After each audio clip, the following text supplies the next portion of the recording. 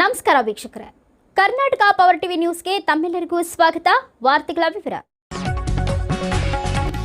ಬಳ್ಳಾರಿಯಲ್ಲಿ ಇಂದು ಬೃಹತ್ ಪ್ರತಿಭಟನೆ. ಪ್ರಧಾನಿ ನರೇಂದ್ರ ಮೋದಿಯವರ ವಿರುದ್ಧ ಎಐಸಿಸಿ ಅಧ್ಯಕ್ಷ ಮಲ್ಲಿಕಾರ್ಜುನ್ ಖರ್ಗೆ ನೀಡಿದ ಹೇಳಿಕೆಯನ್ನ ಖಂಡಿಸಿ ಇಂದು ಬಿಜೆಪಿ ಜಿಲ್ಲಾ ಘಟಕದಿಂದ ನಡೆಸಲಾಯಿತು. ಪ್ರತಿಭಟನೆಯನ್ನ ಹತ್ತಿಕ್ಕಲು ಪೊಲೀಸರು ಪ್ರತಿಭಟನಾ ನಿರತರನ್ನ ಬಂಧಿಸಿದ್ರು.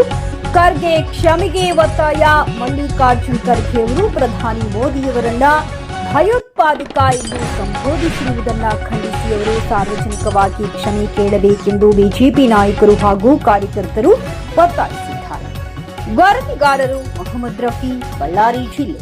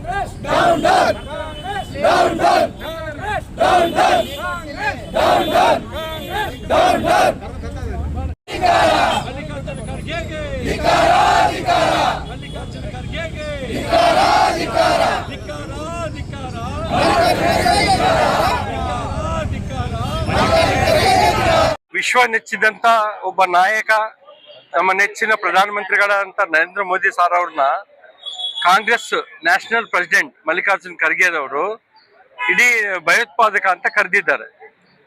ಅಂದ್ರೆ ಭಯೋತ್ಪಾದಕರಿಗೆ ಹೋಲಿಸಿದಂತ ಮಲ್ಲಿಕಾರ್ಜುನ್ ಖರ್ಗೆ ಒಬ್ಬ ಎಂತ ನಾಯಕ ಅಂತ ಒಂದು ನೀಚ ಸಂಸ್ಕೃತಿಯನ್ನ ಅವ್ರು ಕಲಿಸ್ತಾ ಇದ್ದಾರೆ.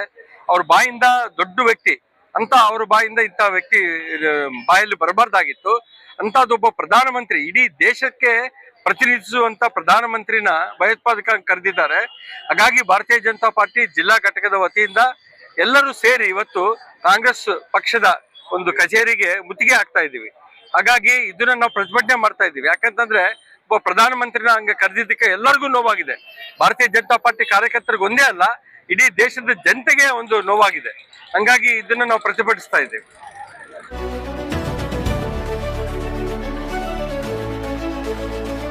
ನೈಜ ಸುದ್ದಿಗಾಗಿ ನಿರಂತರವಾಗಿ ನೋಡ್ತಾ ಇರಿ ಕರ್ನಾಟಕ ಪವರ್ ಟಿವಿ ನ್ಯೂಸ್. ನೀವು ಇನ್ನ ನಮ್ಮ ಚಾನೆಲ್ ಸಬ್ಸ್ಕ್ರೈಬ್ ಮಾಡಿಲ್ಲ ಅಂದ್ರೆ ಕೂಡಲೇ ಸಬ್ಸ್ಕ್ರೈಬ್ ಮಾಡಿ, ಲೈಕ್ ಮಾಡಿ, ಕಮೆಂಟ್ ಮಾಡಿ ಮತ್ತು ಶೇರ್ ಮಾಡಿ.